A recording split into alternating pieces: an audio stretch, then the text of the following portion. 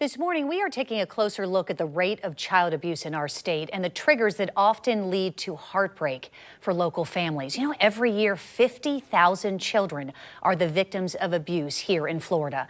Dr. Randall Alexander is chief of the division that investigates child abuse injuries in our area and is joining us via Zoom this morning. Good morning, doctor.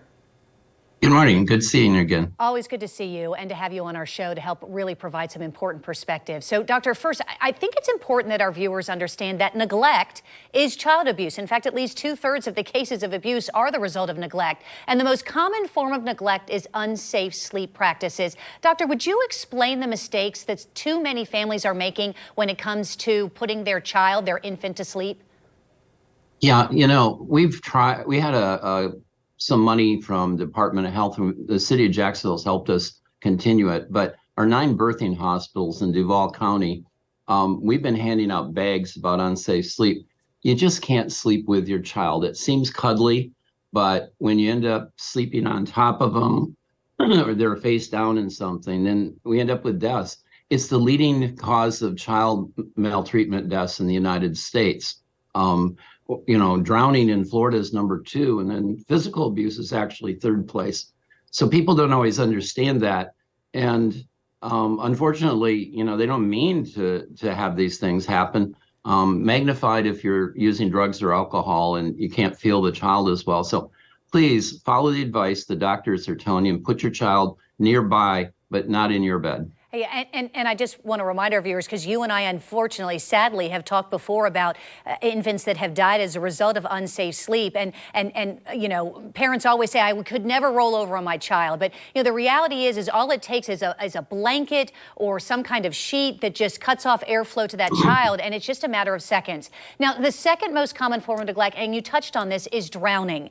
Would you please, because we're entering these warm months, and it's not just pools that are the risk, would you please remind our viewers also about the steps that they should be taking to prevent this kind of tragedy, particularly with young children?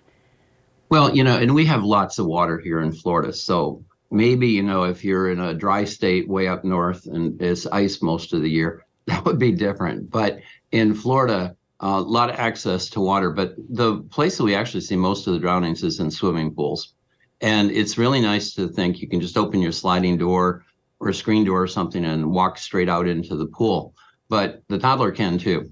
And so we see a lot of toddler things, and we have to have layers of protection. Do you want to trust that you always remember one lock is the thing that's going to protect your child from death? You don't want to do that. And so, yes, most people get away with it. Most kids don't die and all that, but some do. And we just need to be really, really careful. Unfortunately, drowning prevention is difficult. And when we look at the statistics over the years, we're not super effective at it. So we try really hard. The Players Center at Wilson's and other places, we're trying, but it's difficult to budge those statistics. So remember, layers of protection, locks, fences around pools. Now let's talk a little bit about physical abuse, if we could, Dr. Alexander. Specifically, the triggers that are most common that lead to babies being abused. Well, so when we see little babies being abused, the most common trigger by far in the first year of age is crying. In fact, it's almost impossible to find any other reason except crying. And people get frustrated with crying.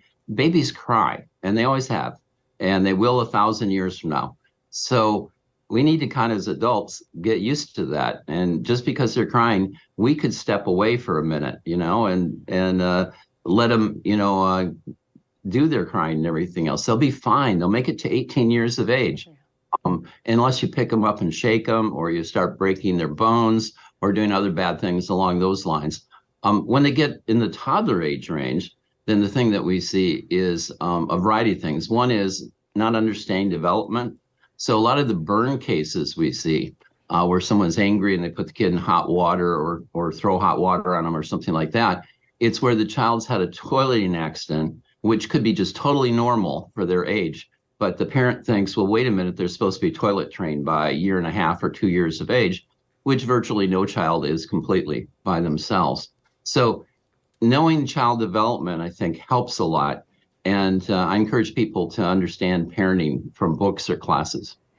It's such an important point. Also, I thank you so much for your perspective this morning, Dr. Alexander. I think that as you're listening to this and our viewers, I mean, to think that somebody could put their child in hot water or throw hot water on them, it's the reality, folks.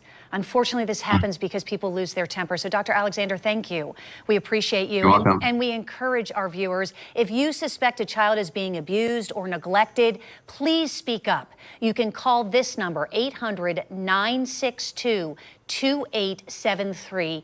You can remain anonymous if you want to be, and please, please report it.